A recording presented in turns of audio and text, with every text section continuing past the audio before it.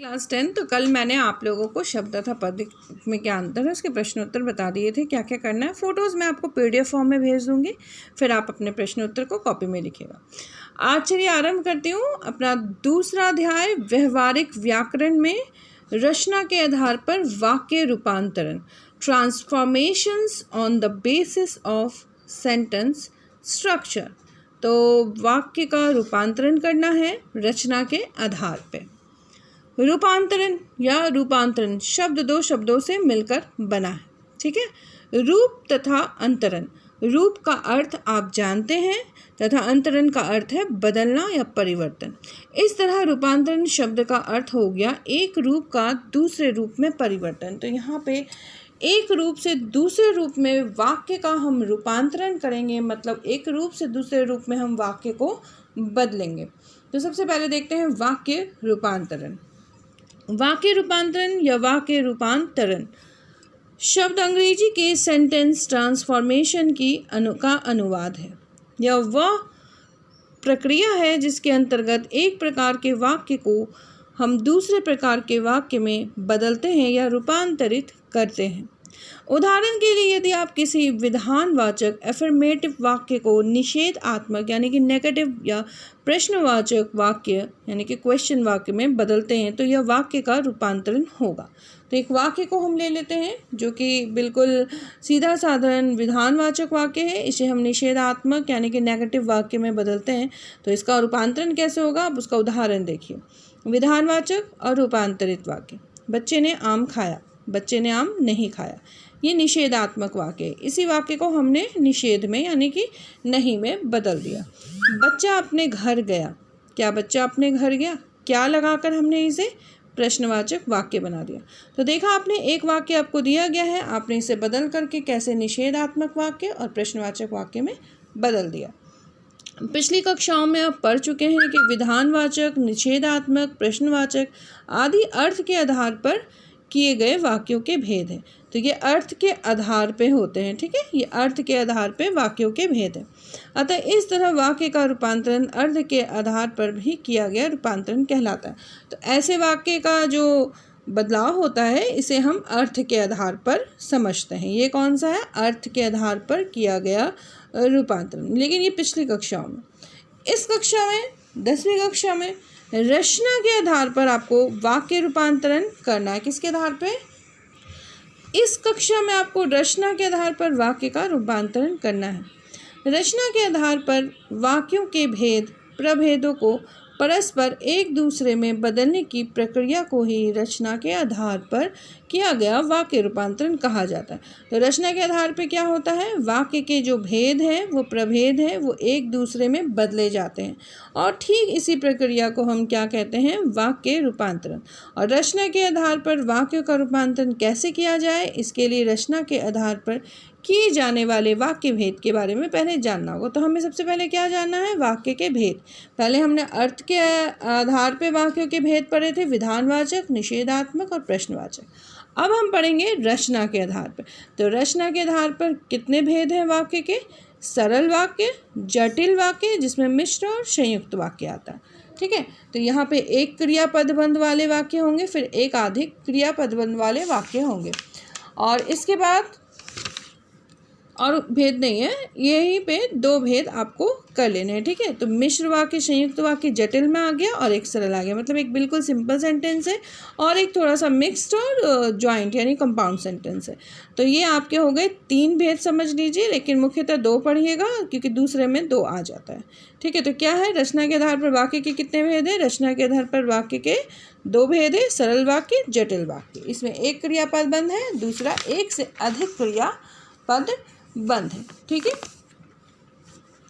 आइए अब हम लोग निम्नलिखित उदाहरण के द्वारा इसको समझने का प्रयत्न करते हैं। अब इन्हें निम्नलिखित उदाहरणों के द्वारा विस्तार पूर्वक समझते हैं। एक क्रियापद बंध वाले सिंपल सेंटेंस और एक अधिक क्रिया वाले जो कंपाउंड और मिक्स्ड सेंटेंस होते हैं, ठीक है। तो इसे देखते हैं। लड़का बाजार गया है, जो लड़का बाजार गया है वह मेरा भाई है, ठीक है। तो ये मिश्रित हो गया और इसके बाद है लड़की खाना बना रही है, लड़का बाजार गया है और लड़की खाना बना रही है। तो यहाँ दो वाक्यों को एक दूसरे के साथ और से जोड़ दिया गया, और लगा दिया और इसी वाक्य को मैंने दो वाक्यों में जोड़ दिया। ठीक है, तो यहाँ आपको सिर्फ एक वाक्य दिया गया, लड़की खाना बना रही है, इसके साथ आपने एक और वाक्य को इसमें जोड़ दिया और लगा करके। तो ये क्या बन गया, एक कंपाउंड सेंटेंस, एक संयुक्त वाक्य। और ये क्या बन गया, जो लड़का बाजार गया वो मेरा भाई है, वह मिश्रित वाक्य बन गया। एक क्रियापदबंध वाले वाक्य को सरल वाक्य तथा एक से अधिक क्रियापदबंध वाले वाक्य को जटिल वाक्य कहा जाता है। ऊपर के उदाहरणों में वाक्य 1 तथा 3 जो है वो एक क्रिया होने के कारण यह बिल्कुल सरल वाक्य है। ठीक है, अब आगे बढ़ते हैं। एक क्रिया होने के कारण सरल वाक्य तथा वाक्य के 2 और तथा 4 से अधिक क्रियाएं होने के कारण यह जटिल वाक्य। इसमें 2 क्रियाएं हो रही हैं, इसीलिए क्या वाक्य है, ये जटिल वाक्य। परंतु दोनों जटिल वाक्यों की रचना भी एक जैसी नहीं है। तो दोनों की भी रचना एक जैसी नहीं है, यहाँ पे एक और संयुक्त अक्षर लगा हुआ है, इसलिए थोड़ा सा अलग हो जाता है। वाक्य 4 में आने वाले दोनों उपवाक्य समान स्तर के हैं, इनको हम वाक्य से बाहर निकाल कर स्वतंत्र रूप में बोल सकते हैं। अर्थात हम अलग से कह सकते हैं कि लड़का बाजार गया है तथा लड़की खाना बना रही है। लेकिन वाक्य 2 वह मेरा भाई है को तो हम अलग से स्वतंत्र रूप में बोल सकते हैं, परंतु दूसरे उपवाक्य जो लड़का बाजार गया है वो अलग से नहीं बोले जा सकते, क्योंकि वह उपवाक्य का वह भाई पर आश्रित है। अब इसको समझिए, ये 2 वाक्य आपने देखे यहाँ पे है ना। इस वाक्य को देखिए, इसको अकेले आप बोलिएगा, ये आपको समझ में आएगा। लड़का बाजार गया, समझ में आ गया, ये सिंपल एक अलग से वाक्य बन सकता है। लड़की खाना बना रही है, यह भी एक वाक्य अलग से बन सकता है। तो मैंने अगर इस 2 वाक्य को जो एक साथ जुड़ा हुआ इसको तोड़ दिया ना, तो ये अलग अलग स्वतंत्र रूप से बोल सकते हैं, समझ भी आएंगे। लेकिन जब मैं इसको तोड़ती हूँ तो इसमें भी ये वह मेरा भाई है, ये भी वाक्य समझ में आ जाएगा, स्वतंत्र है। लेकिन जब मैं ये वाक्य बोलती हूँ, जो लड़का बाजार गया है, तो जो के आगे क्या होगा, कुछ तो चाहिए, कुछ भी बोलना होगा ना।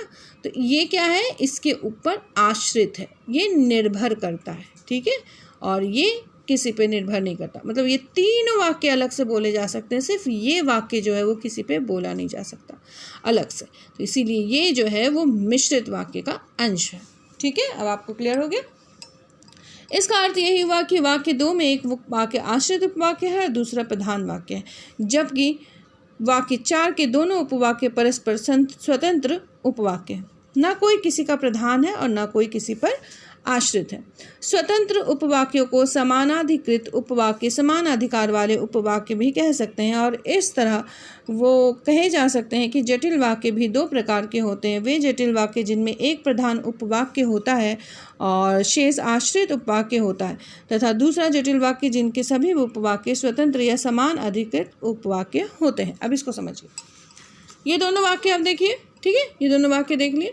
ये जो वाक्य है ना, ये दोनों वाक्य, ये दोनों बिल्कुल समान अधिकार वाले उपवाक्य हैं।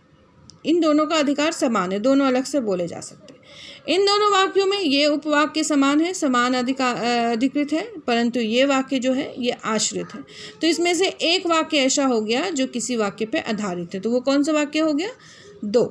ये कौन सा है, ये समान अधिकृत उपवाक्य है। ठीक है, तो एक प्रधान वाक्य होगा और एक समान अधिकृत उपवाक्य होगा, यानी कि स्वतंत्र उपवाक्य होगा। यहाँ पे एक आश्रित है और एक प्रधान है। आश्रित कौन सा है, दूसरे संख्या वाला, और चौथे संख्या वाला क्या है, स्वतंत्र। जिस जटिल वाक्य में एक प्रधान तथा शेष आश्रित होता है उसे मिश्र वाक्य कहते हैं, और जिस जटिल वाक्य में समानाधिकृत या स्वतंत्र उपवाक्य होते हैं उसे संयुक्त वाक्य कहा जाता है। मिश्र वाक्यों में प्रयुक्त होने वाले आश्रित उपवाक्यों के प्रकार हैं संज्ञा उपवाक्य, विशेषण उपवाक्य और क्रिया विशेषण उपवाक्य। तो ये मिश्र वाक्य में आते हैं। ठीक है, मिश्र वाक्य को भी हम बाद में पढ़ते हैं, पहले हम ये जान लेते हैं इन दोनों का क्या परिभाषा है। ठीक है, जिस जटिल वाक्य में यहाँ पे देखिए एक प्रधान वाक्य है और एक आश्रित वाक्य है, ये मिश्र वाक्य कहलाएगा। और जिस जटिल उपवाक्य में दोनों ही समान अधिकार वाले स्वतंत्र उपवाक्य हैं वो संयुक्त वाक्य कहलाएंगे। ठीक है, ये दोनों अलग अलग बोले जा सकते हैं और ये दोनों अलग अलग नहीं बोले जा सकते। दोनों का आपको परिभाषा समझ में आ गया। और ये तो बिल्कुल ये एक क्रियापदबंध वाले हैं, तो ये तो आपको समझ में आ ही गया। तो अब हम आ जाते हैं मिश्रित वाक्य, जो मिश्रित उपवाक्य जिसमें एक प्रधान होता है और एक आश्रित होता है। ये 3 प्रकार के होते हैं, एक संज्ञा, एक विशेषण और एक क्रिया विशेषण। तब इन तीनों को हमें पढ़ना है अलग से। अब मैं ये तीनों आपको कल समझाऊंगी। आज मैंने आपको बता दिया कि रचना के आधार पर वाक्य भेद 2 प्रकार के होते हैं, सरल वाक्य, जटिल वाक्य। मिश्र वाक्य में एक होता है प्रधान उपवाक्य और एक होता है आश्रित उपवाक्य जो उस पर निर्भर करता है। और संयुक्त वाक्य में दोनों ही स्वतंत्र अधिकारित होते हैं, मतलब समान अधिकारित होते हैं, दोनों अलग अलग लिखे या बोले जा सकते हैं। ठीक है, इसे पढ़िएगा और याद कीजिएगा। धन्यवाद।